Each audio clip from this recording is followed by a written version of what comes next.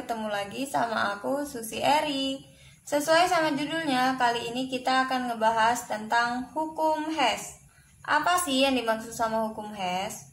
Nah, hukum Hess itu adalah perubahan entalpi suatu reaksi yang hanya bergantung pada keadaan awal dan akhir saja. Ia tidak bergantung pada proses diantaranya. Jadi yang dilihat itu adalah pada keadaan awal dan akhirnya aja, tidak bergantung pada proses-proses yang ada waktu dia menuju dari awal ke akhir. Daripada bingung, langsung aja kita masuk ke contoh soalnya. Nah, di sini sudah ada siklus energi, di mana di sini ada 2S dalam fase sulfur ditambah dengan 3O2 fasenya gas menjadi 2SO3 fase gas. Nah, 2S ditambah 3O2 ini juga bisa ketika dia ingin berubah menjadi 2SO3, bisa juga dia ada perantaranya. Misal dia berubah dulu di sini 2SO2 dalam fase gas ditambah dengan O2 fase gas. Setelah dia menjadi yang ini, baru dia berubah lagi menjadi 2SO3. Jadi untuk perubahan dari 2S plus 3O2 ini bisa langsung aja menjadi 2SO3, bisa pakai ada proses antara dulu. Jadi ada perubahan reaksi sementara dulu. Nih produk yang sementara baru menjadi produk akhirnya. Nah, di sini yang diminta adalah harga perubahan entalpi pembentukan 1 mol gas SO3. Jadi diketahui pada soal bahwa untuk mengubah 2S plus 3O2 menjadi produk sementara yaitu 2SO2 plus O2, itu dia delta H-nya, kita anggap dia delta H1 yaitu sebesar minus 593 kJ. Nah, jadi dari reaksi ini menjadi reaksi ini, ia melepaskan energi sebesar 593 kJ. Lalu dari yang reaksi ini 2SO2 plus O2 menjadi 2SO3, diketahui bahwa delta H-nya, kita anggap ini delta H2, yaitu sebesar minus 197 kJ. Nah, yang disoal kan udah diketahui nih, ada delta H1-nya segini, delta H2-nya segini. Yang ditanya itu adalah nih, harga perubahan entalpi pembentukan gas SO3 nih menjadi ini. Kan dia mau cari yang ini, delta H3-nya nih kita anggap.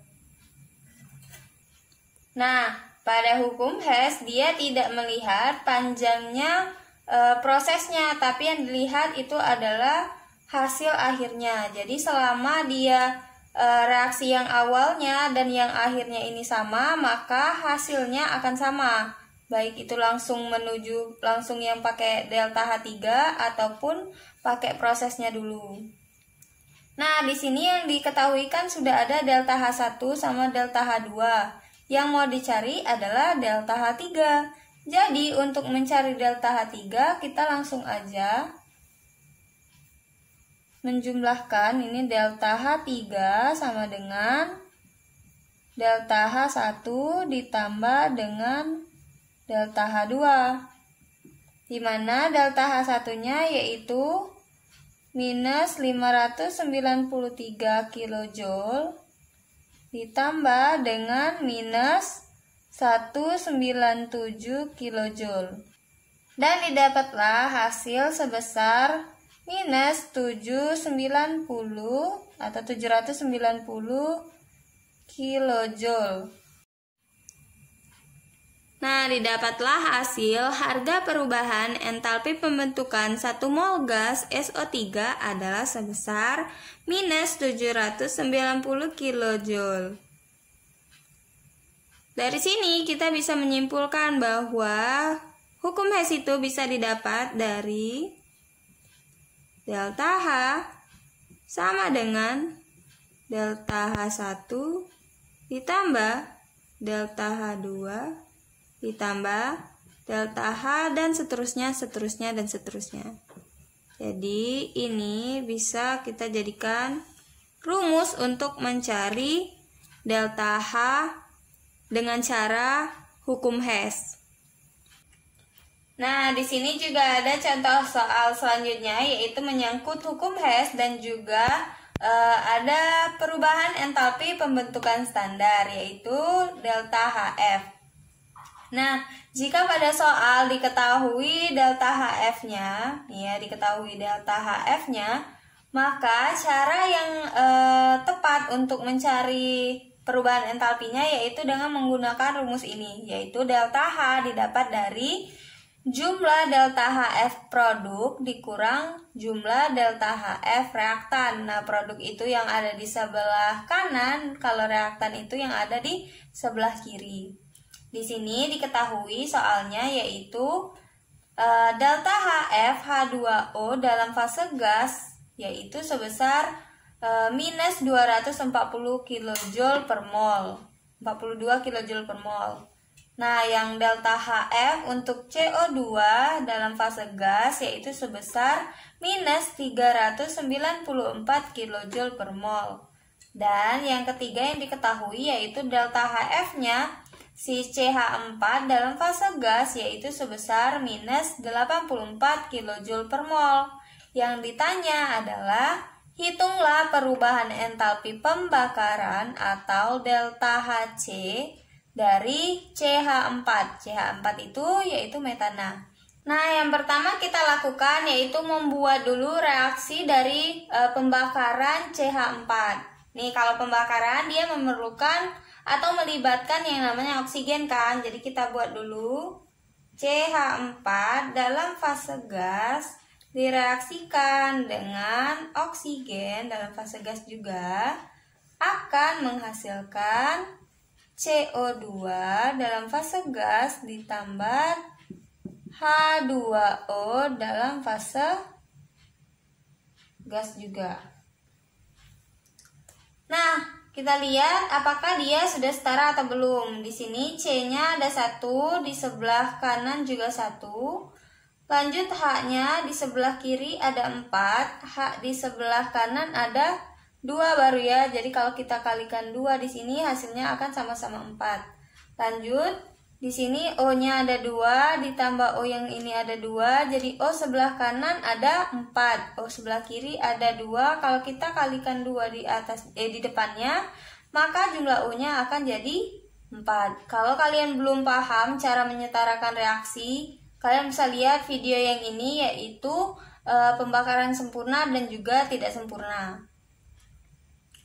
Nah, lanjut di sini kan kita udah dapat nih reaksi pembakaran dari metana yaitu CH4 ditambahkan atau direaksikan dengan 2O2 akan menghasilkan CO2 ditambah 2H2O.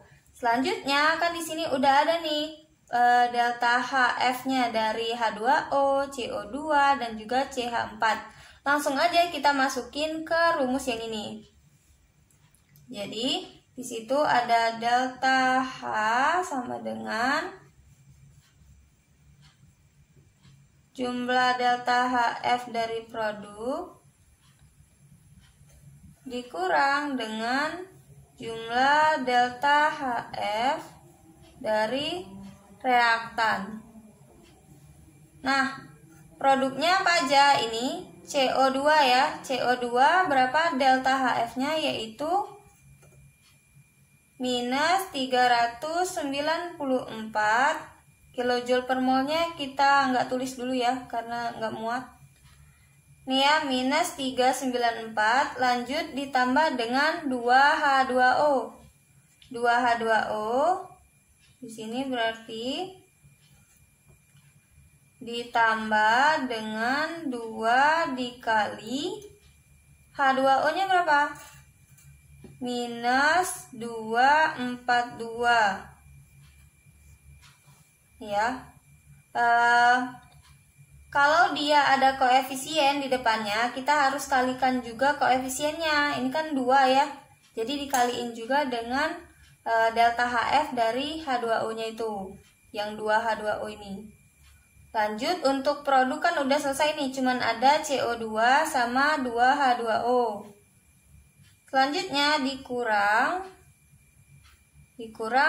reaktannya. Reaktan yaitu CH4 di sini. CH4 delta HF-nya yaitu minus 84 kJ per mol.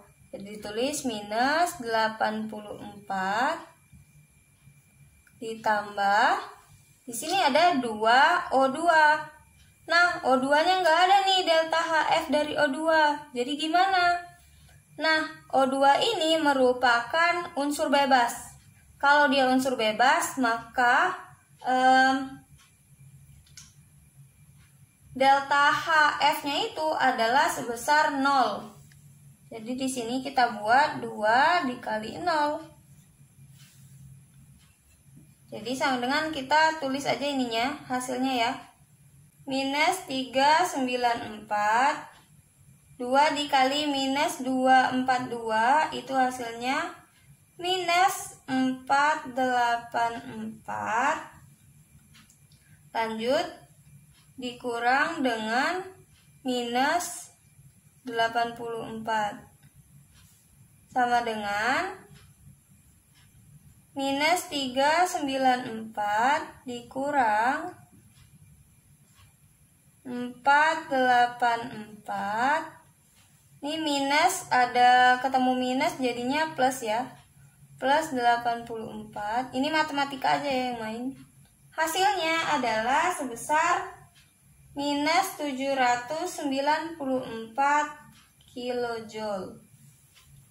Jadi, didapatlah perubahan entalpi pembakaran dari metana, yaitu CH4, sebesar minus 794 kJ.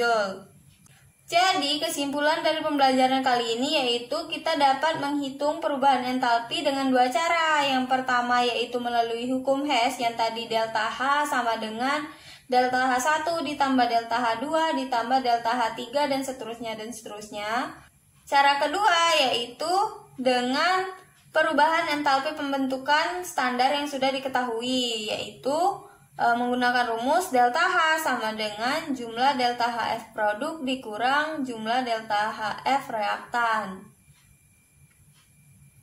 Oke, segini dulu videonya. Jangan lupa like video ini kalau kalian suka videonya, dan subscribe channel ini supaya kalian gak ketinggalan video selanjutnya. Share video ini kalau kalian rasa videonya bermanfaat. Semoga membantu. Wassalamualaikum warahmatullahi wabarakatuh.